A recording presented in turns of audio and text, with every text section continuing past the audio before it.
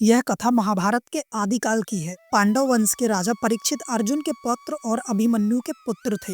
राजा परीक्षित बड़े ही धर्मनिष्ठ और न्यायप्रिय शासक थे, किंतु एक घटना ने उनके जीवन की दिशा ही बदल दी। यह कथा उनकी मृत्यु और उसके पीछे की घटनाओं का विवरण प्रस्तुत करती है। एक बार राजा परीक्षित आखेट खेलने के लिए जंगल में गए। शिकार करते करते वे भूखे और प्यासे हो गए। घूमते हुए वे एक तपस्वी ऋषि शमीक के आश्रम पहुंचे। ऋषि शमीक गहरे ध्यान में लीन थे। परीक्षित ने उनसे पानी मांगा, लेकिन ध्यान में होने के कारण ऋषि ने कोई उत्तर नहीं दिया।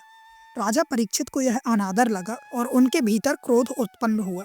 अपने क्रोध के वशीभूत होकर उन्होंने पास पड़ी लकड़ी से एक मरा हुआ सांप उठाया और उसे ऋषि शमीक के कंधे पर डाल दिया।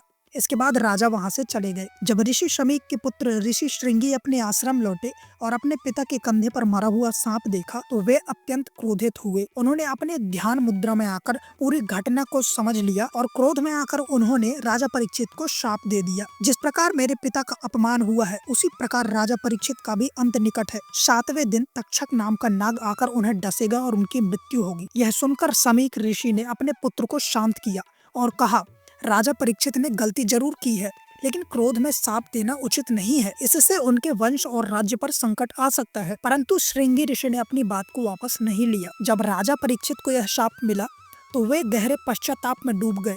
उन्होंने अपने अपराध के लिए ऋषि से क्षमा मांगी, लेकिन शाप को बदला नहीं जा सकता था।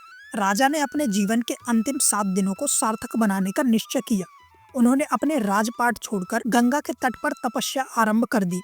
7 दिनों तक राजा परीक्षित ने भक्ति और ध्यान में समय बिताया। इसी दौरान महर्षि सुखदेव ने उन्हें श्रीमद् भागवत कथा सुनाई। इस कथा में जीवन के अर्थ और परमात्मा के स्वरूप का वर्णन भी किया गया है। 7वें दिन शाप की अवधि समाप्त होने पर तक्षक नामक नाग ने राजा परीक्षित को डसने के लिए आकाश मार्ग से प्रस्थान किया। राजा के सैनिकों ने नाग को रोकने का प्रयास किया, लेकिन तक्षक ने सभी बाधाओं को पार कर लिया। अंततः तक्षक ने राजा परीक्षित को डस लिया और राजा परीक्षित की मृत्यु हो गई।